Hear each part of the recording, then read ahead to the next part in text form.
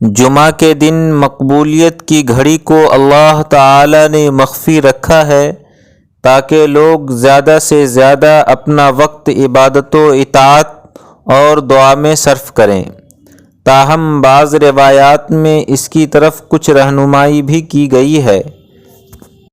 چنانچہ حضرت ابو موسیٰ اشعری رضی اللہ تعالی عنہ فرماتے ہیں کہ میں نے رسول اللہ صلی اللہ علیہ وسلم کو جمعہ کی مقبول ساعت کے متعلق یہ ارشاد فرماتے ہوئے سنا کہ یہ ساعت جمعہ کے خطبے سے لے کر نماز کے ختم تک کے درمیان ہے۔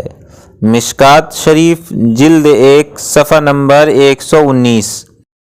مگر اس وقت جو بھی دعا ہو وہ دل میں ہونی چاہیے، کیونکہ دوران خطبہ زبان سے دعا وغیرہ کی اجازت نہیں ہے۔ فتاوی شامی جلد 2 صفحہ نمبر 42۔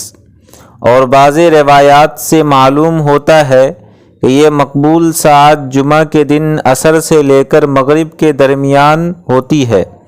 چنانچہ حضرت انس رضی اللہ تعالی عنہ حضرت صلی اللہ علیہ وسلم کا یہ ارشاد نقل فرماتے ہیں: التمسوا الساعة التي ترجى في يوم الجمعة بعد العصر إلى غيبوبة الشمس۔